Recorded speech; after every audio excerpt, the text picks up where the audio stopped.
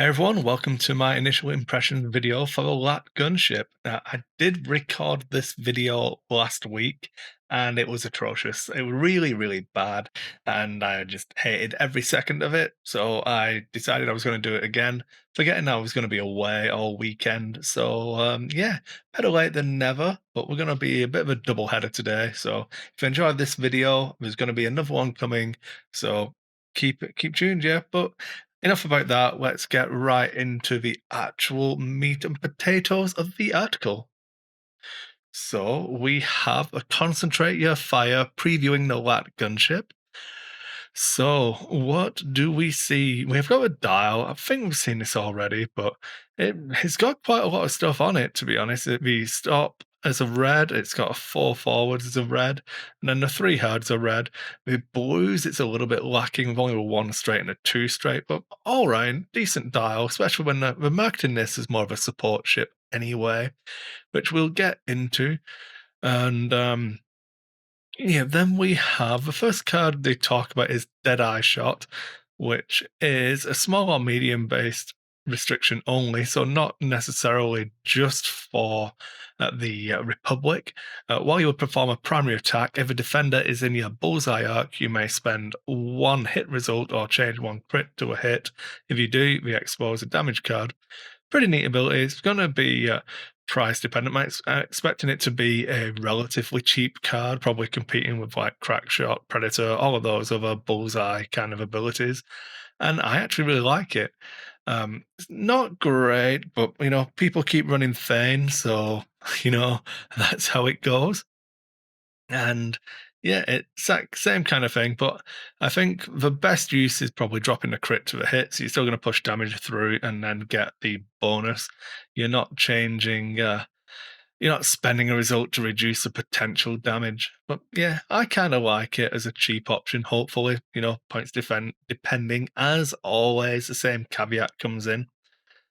Then it moves on to look at some of the actual pilots. So I want to hit the 212 212th Battalion pilot first, just to show the fire convergence as a chassis ability. While a friendly ship performs a non-turreted attack, if the defender is in your turret arc, you may spend 1 charge. If you do, the attacker rerolls up to 2 attack dice. So the LAAT's got 2 recurring charges, recharges 1 a turn, obviously, and it only has a turreted attack itself. So you can't trigger it onto another LAAT using its primary weapon, but a decent ability there. It leads me into that kind of level where I don't know if you'd want to be spamming them because they wouldn't benefit from each other's ability. So I think as a support ability, that's pretty good. You've got nice wide arc, so you can kind of have it circle in and kind of cast that arc along and just give yourself passive rerolls on everything. But you're going to be running out of charges if you're doing it on multiple ships. So you get to roll a dice, then spend it. Full information. So yeah, I really like the ability. I think it's going to add to a cost a lot, and like Republic's not necessarily the cheapest, so we'll see. I'm hoping that it's around like can get. I don't know what I want to run 4 of them, but it probably gets to the level where at 50-ish points is where you're going to want to see it. Because it's anymore, you're not going to have points. What am I trying to say here? It's kind of like the Upsilon as a support ship. It's too expensive to actually support a decent squad. So it ends up being just this and a couple of aces and really hems you into that specific play style. And I think that's where this is probably going to sit. I think it's going to be more comparable to an Upsilon than something like a Hawk or the Lambda as support ships. I think that's where we're going to be looking. Uh, Hopefully not as expensive as the Upsilon because it's not a 4 attack die ship, but we'll see. It does have a red reinforce. You're going to struggle with getting rid of that, like I said, with those blues, and it's got the rotate and a reload, so we're going to have some form of ordnance on there. That's about the generic. Then we look at Hawk. This is the Initiative 4 pilot, which I think is the highest we see in the spread yet. So Initiative 4, at the start of the end phase, each friendly ship at range 0 to 1 that has a revealed maneuver of speed 3 to 5 may gain 1 strain token to perform a barrel roll or a boost action. This I actually really like. You don't need to have the action on your action bar, and it lets you just have that. It's in the end phase. You've seen the layout of the current turn, and you're already kind of planning for next turn. So, end phase, system phase, all pretty much of a muchness for this kind of ability when they happen. But obviously, your opponent will get to plan around it. Well, I don't know. I suppose, yeah, it's not quite as good as if it was system phase, but I think this is really, really good anyway. I really like it. Being on the highest initiative is going to be expensive, so we'll see. Then we have Hound at the opposite end of the scale, Initiative 2. Friendly ships in your turret arc gains a depleted or restrained token. If you have no tokens of that type, you may transfer that token to yourself. So when they have the ability to gain strain tokens themselves or depleted tokens, you can suck them onto your own, as well as protecting yourself from something like the Von Regs ties it, that kind of thing, hands out strain tokens. And yeah, I like it. Pretty simple, but nothing special. Warthog, after your friendly non-limited ship at range 0 to 2 are destroyed, um, destroyed during the engagement phase, that ship is not removed until the end of that phase. So keeps generics on the table, stops them from being initiative killed. Pretty niche in its application. But in something like a sinker swarm, obviously most of the ships will be generic, but you're going to be competing against sinker. So it's either having that swarm stay on the table or having them kind of do more damage. So it's kind of like that Hell Runner and Item Verso. If you can have them both together in a list, it's really, really good. If you start running at points, though, is it better to only take one and have more ships? Obviously, Hell Runner generally wins out as the offensive mods are worth more than that one shot against Iden. I'm not sure if this will still be the same with Warthog, because they do have other ways of getting mods. So maybe Warthog will be the standout. I mean, it wouldn't surprise me if he were more expensive than was it Hawk, the Initiative 4. But I'm not. I'm not going to put my what little reputation I have on the line there. Then we get into all of the gunners and the crew, which I think is really the appeal of the ship itself. Obviously, there's lots of hardcore fans of a LAAT who really, really like it, and I've got two of them on order. I think maybe one. I think I've got one on order. I can't remember. I think I've got one, and I'm waiting to see points. But clone Captain Rex. While you perform an attack, you may spend a focus result. If you do each friendly ship as a defender in its bullseye, may gain 1 strain to perform a focus action. Not a fan. Not great for just you've got to want it. There's too many words for this to be a good card. So I mean, it's got to be pretty cheap. You got to be performing an attack, so it's got to be on a high initiative ship. And if you want it to take any meaningful effect, so it's going to add points onto an already expensive platform. And then the other ships that are going to benefit from it have to have a defender in the bullseye. And then they gain a strain. So you've got to be going high initiative, and they take the punishment at the high initiative so they can still be punished. So it's a very fair and balanced card, is probably what I'm trying to say. But if if it were less balanced, it would probably be good. So I'm not 100% sold on Rex, which is a shame. I'm sure you could do some fun tricks with it, like where you have everything at Initiative 2, for example. Stick this guy on the 212th Battalion pilot, and then have everything else at Initiative 2. So you've not taken strains until after, hopefully, everyone else who out initiatives you shoots, and then you go at it. Um, but yeah, that bullseye one is what really gets me. So hopefully this is like a 2-3 point crew. If it's in like the 5 points, it's just not going to see play.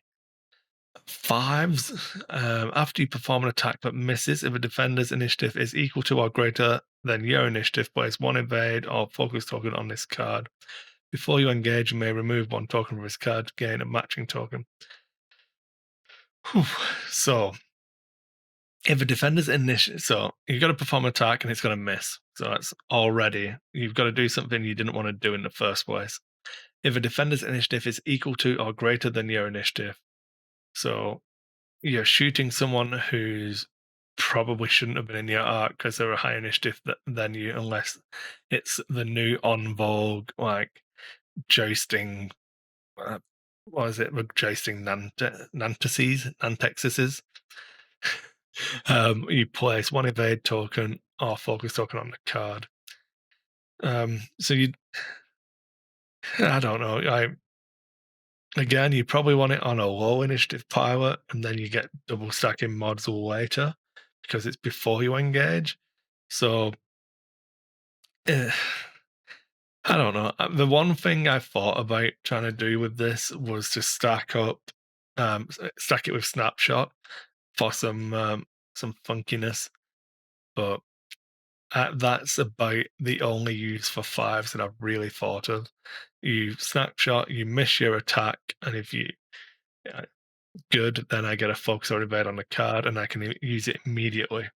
So that kind of helps, but outside of that, and like snapshot's already pretty expensive, so yeah, I can see niche builds for it, but I think it's something I would put on as an afterthought rather than building a list around. Suppressive Gunner, on the other hand, I really liked this card. I'm sure I waffled on about it for ages when I first tried to make this video, but I've completely forgotten now because it's like a week ago. Thanks, vacation. While you perform an attack, you may spend one focus result. If you do, the defender gains one depleted token unless it chooses to suffer one damage. I think that's just nice and simple. You perform an attack, you roll a focus result, you're going to spend it, and then they either choose to gain depleted token or take one hit. Yeah, no restrictions on it. So high initiative things with Gunner Swap probably want to take this as a really, really good card. Trying to think where like, is it layer levels of good? Are we looking at like 8 points? I think 8 to 10 points, maybe. I think I'd still take it in some instances at 10 points, but like 6 points seems really, really cheap. So yeah, I really like it. If it sounds obvious, but if it's really cheap, I will be building lists around this thing because I think it's brilliant. Ghost Company, we have the Gunner and Crew cards because you've packed a load of clones into your LAAT. So this is Republic only. You have to have a turret. After you perform a primary attack, if you are focused, you may perform a turret attack against a turret arc attack against a ship you have not attacked this round as a bonus attack. So pretty good. Gives you some double tap action, which is always nice because, as we said, if it's a more expensive kind of build you're going for, adding that extra firepower into the list is going to be strong, and it gives you a rotate into a red focus. So I really like that. It's good, a bit of economy, keeping your guns on target, and you get to have a bonus double tap. So good. Um, What can you? Yeah, it's only really the LAAT that can take this at the moment. So you could probably make it a little bit cheaper because of that. It's not like you have to worry about everything, but too cheap and it's just going to be the first card you take. So I don't know. I think around 6 points, I'd be more than happy. But the Wolfpack, Republic only. This one doesn't have to go on the LAAT, so you could put this on an arc. Something like that, but after a friendly ship at range 0 to 3 defends, if the attacker is in your firing out, a defender may gain one strain token to acquire a lock on the attacker. Isn't a limited thing. It can happen, it can trigger multiple times. So if they spread the fire and they are in your firing arc, you get to target lock everything. Seems good. So, um, Wolfpack is pretty. I actually really like this. Uh, it, just as a jousting little boost, getting that extra um, mod on attacks just seems really strong. Some this in conjunction with Warthog, I think it was Warthog, could work really well because you want your generic, so they're not going to be removed, so it can benefit from getting that target lock. So yeah, I like it. Then we have what this video should have really been about from the start. All of these Jedi crew. So they all add force power. They all add some form of purple action, and they have an ability as well. Most of the time, I don't really care about the ability. I'm gonna be honest, but Kit Fitsu, Fit2, Fist2, Kit, Kit Fist2. At the start of the engagement phase, you may choose one friendly ship at range 0 to 1 and spend one force. If you do, it may perform a red evade action. The only thing I thought about with this was like getting Anakin to be like forced up, target locked, and evaded, and having everything he could possibly want. But he's not really going to have too much problems getting rid of that stress anyway. And yeah, but most of the time, I would rather just Anakin not get shot. So we'll see. I think that compared to some of the other ones, is nowhere near as good. The Plo Koon, this is one I really like for a lot. Plo is going to give you access to a purple reinforce. Now, we already spoke about the dial being not great at removing stress, so changing the reinforce from a red to a purple feels really, really valuable on this ship. At the start of the end phase, if you are reinforced, you may choose one friendly ship at range 0 or in your side arcs at range 1. That ship removes one depleted or strained token or repairs one face up damage card. So you get to reinforce without taking stress and can fix stuff or like help people out in the end phase.